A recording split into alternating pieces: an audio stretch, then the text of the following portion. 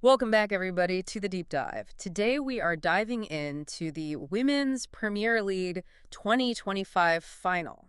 Yeah, a real humdinger of a match, this one. Absolutely, it was. And of course, it was a rematch of that incredible inaugural final from back in 2023. Yeah, Mumbai Indians women taking on Delhi Capitals women once again. To get into all the details and all the surprises, I guess, really, we've got a great mix of sources here today. We do. We've got match reports. We've got those sort of blow-by-blow accounts of every single over. Exactly. We've got player reactions hot off the press, straight from the heart of the action.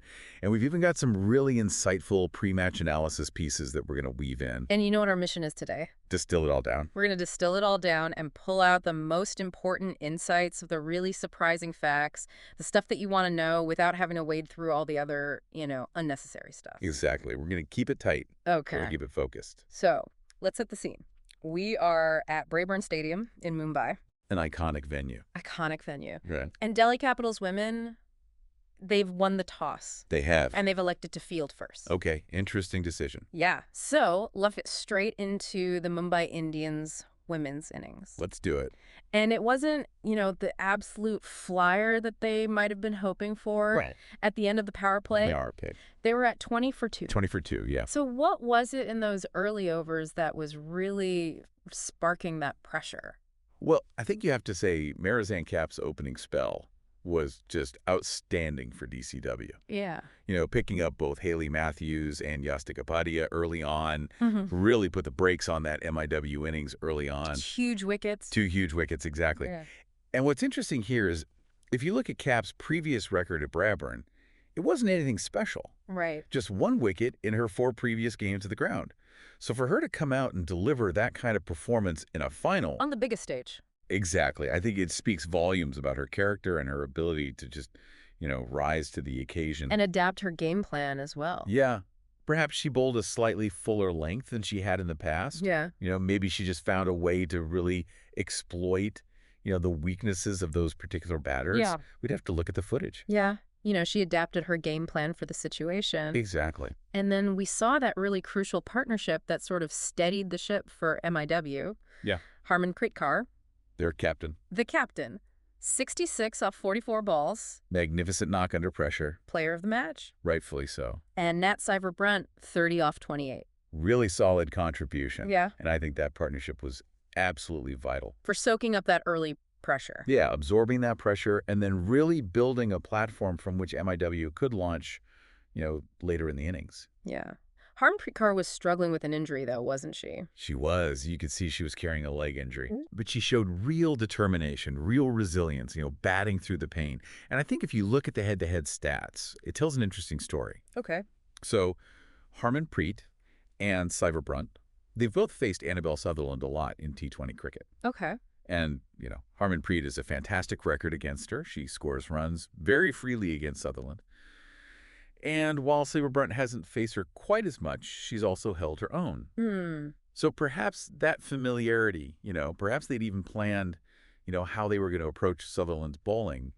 I think it was a factor in how they were able to score so effectively during that middle part of the innings. Really interesting to think about those individual battles within the broader match. Absolutely. But Delhi didn't just let Mumbai run away with it. No, no, no. They fought back in the middle overs. Yeah, DCW showed real character, I thought. Yeah. Jess Jonasson, she bowled a brilliant over, Yeah. picking up 2 wickets, got rid of Amelia Kerr and Sajivan Sajana in quick succession. Double wicket maiden. Double wicket maiden, yep. And then a fantastic piece of work from the keeper. Okay. Sarah Bryce stumping Kamalini off the bowling of Nalapurity Chirani. Yeah. So those breakthroughs I thought were really key Those breakthroughs. Yeah. in just preventing MIW from posting an even bigger total. Absolutely. And, those wickets, I think, really shifted the momentum. Yes. But despite those setbacks, MIW managed to scramble to 149 for 7. Scrambling. Kamalini, Amanjot Kaur, and Sanskriti Gupta, some useful contributions towards the end there. Exactly. Chipping in. Yeah. So maybe not a massive score, Not a massive score. but they gave themselves something to bowl at. Yeah, definitely something to bowl at. Now, I did read a pre-match pitch report that suggested it would be a good batting wicket. Right.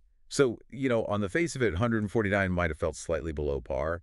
However, and this is where things get a little bit strange, at Braeburn Stadium this season, Okay. despite dew being a factor. Gosh, right. All 3 previous matches had actually been won by the team batting first. Wow. So this unusual trend, I think, might have given the MIW camp a bit of belief. Yeah. Even if they hadn't quite got to that 160, 170 mark, It's still defendable. still defendable, yeah. It's interesting. An interesting quirk of the venue, something to keep an eye on in future seasons. Definitely. Okay, so MIW set 150 to win.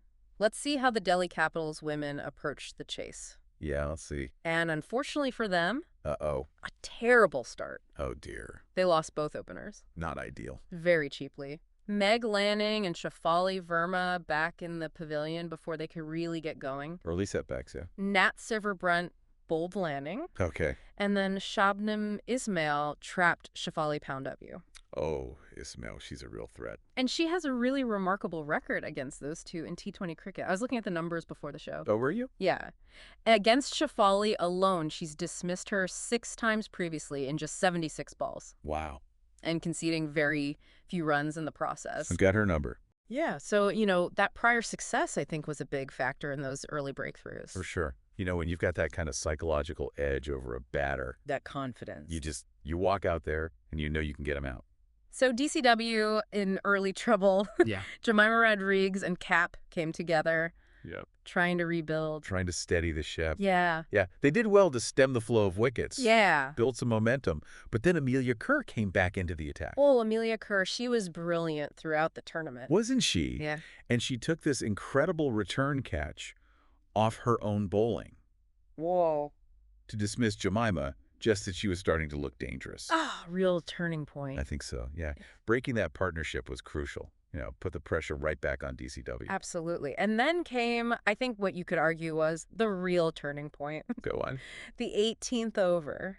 The 18th over. Oh, yeah. Bowled by Nat Silverbrunt. Nat Silverbrunt. 2 and 2 balls. This is it. This is where the match was won and lost. Yeah. First, she gets rid of Cap. Cap was looking dangerous. Yeah, she was. She got to 40 off 26 balls. Wow. Looking very comfortable. And then next ball, gone. Shika Pandey. Wow. You talk about momentum shifts. Oh, yeah. That was it. At that point, it just felt like Mumbai were destined to win. And Nikki Prasad put up a late fight. She did, yeah. 25 A runs. valiant effort. Yeah.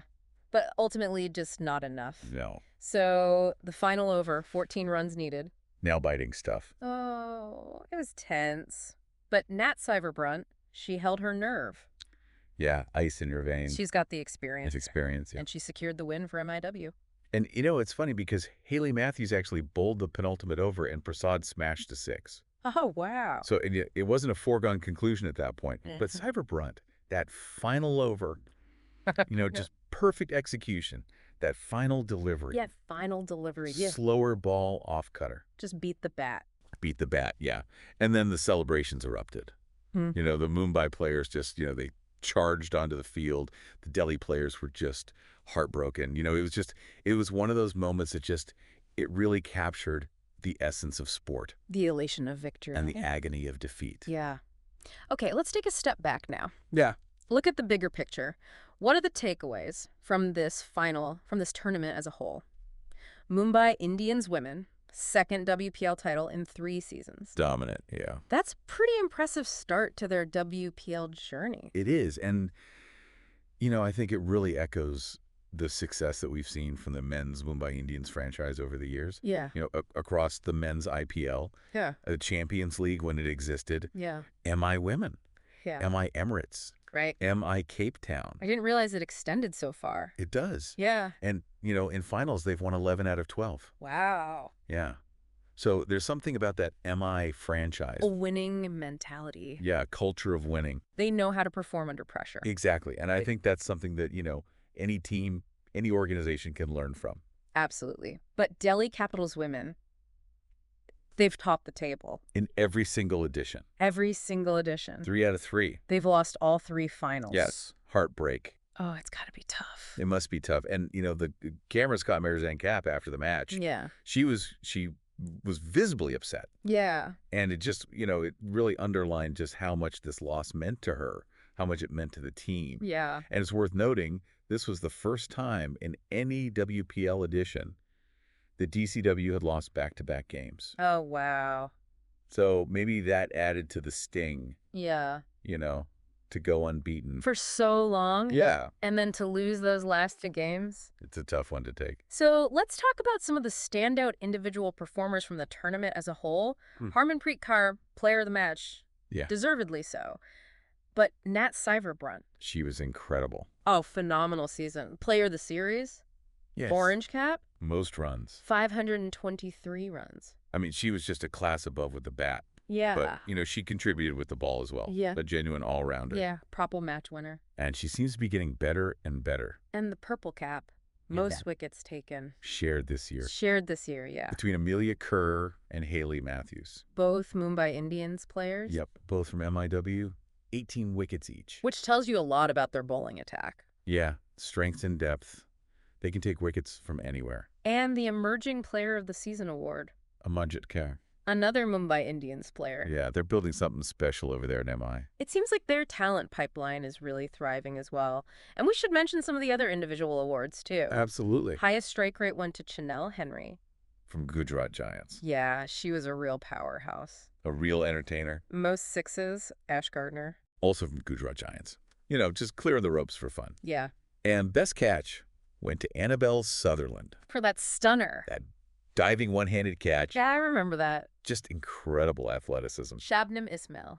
The dot ball queen. Dot ball queen. Bowled the most dot balls in the tournament. Just squeezing the life out of the batters. And the Fair Play Award went to Gujarat Giants. So a lot of accolades spread around the league. Yeah. Which I think is a good sign. Absolutely. Shows that the talent is really evenly distributed. You mentioned earlier some interesting statistical trends that emerged throughout the season. I did, yes. What were some of the other notable ones? Well, early in the tournament, Yeah. we saw this really strong trend Okay.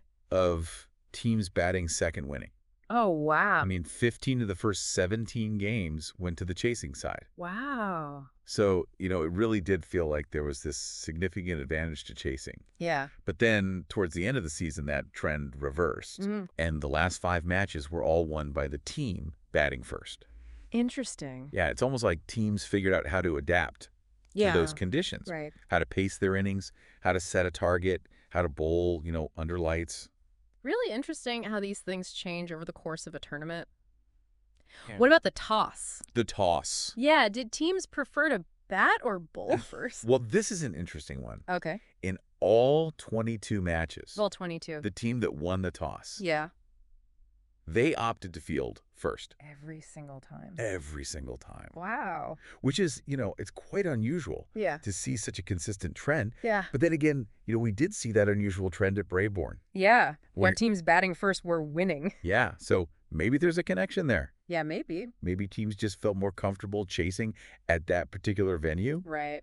But, you know, across the league as a whole, it was a real mystery to me why teams were so reluctant to bat first, Yeah. particularly early in the tournament, Especially early. when the conditions were perhaps a little bit more favorable to batting. Right. Maybe there's some kind of psychological factor at play. Yeah, you wonder. Maybe teams just felt more confident chasing, Yeah. you know, having a target to Mhm. aim at. Right. But yeah, it's definitely something to think about. Absolutely. And we saw a few successful defenses did. of scores below 150, Yeah, including, of course, including Mumbai's in the final. in the final. So I guess that tells you that, you know, anything's possible. Yeah. It's not always about racking up huge totals. It's Yes. about, you know, Disciplined bowling, disciplined bowling, taking wickets, taking wickets, and applying pressure. and I guess in a final, Yeah. the pressure's always on. The stakes are higher. Yeah. Okay, we've got to talk about some of the quotes, Yeah. some of the reactions from after the match. Yeah, let's hear what they had to say. Harmanpreet Kaur, The captain. you know, really emphasized that team effort, She did. that belief within the MIW squad. Yeah, she talked about how everyone had contributed Different stages. at different stages. Yeah. You know, someone had stepped up in every game, Right. and they'd always believed they could win, Yeah.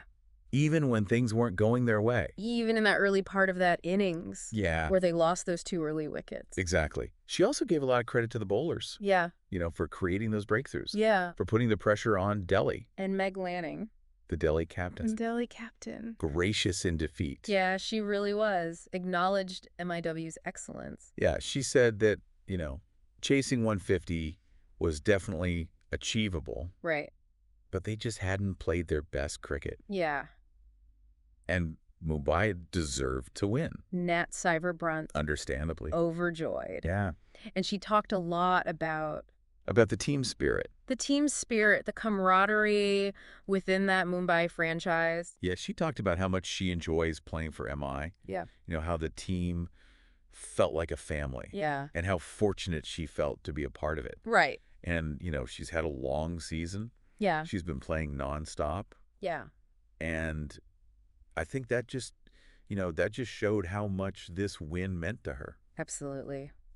And Yulan Goswami, The bowling coach. the legend, The legend, yeah. really had high praise for Shabnam Ismail and Nat Cyberbrunt. Yeah, she talked about Ismail's champion mentality. Yeah. You know, her ability to step up Yeah. in those big moments. To take responsibility. Yeah, And Cyberbrunt, just her dedication. and commitment.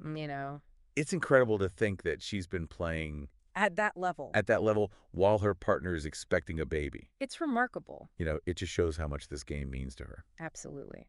And we also heard from a lot of players about how special it was to be playing. In front of a home crowd. Yeah, in Mumbai.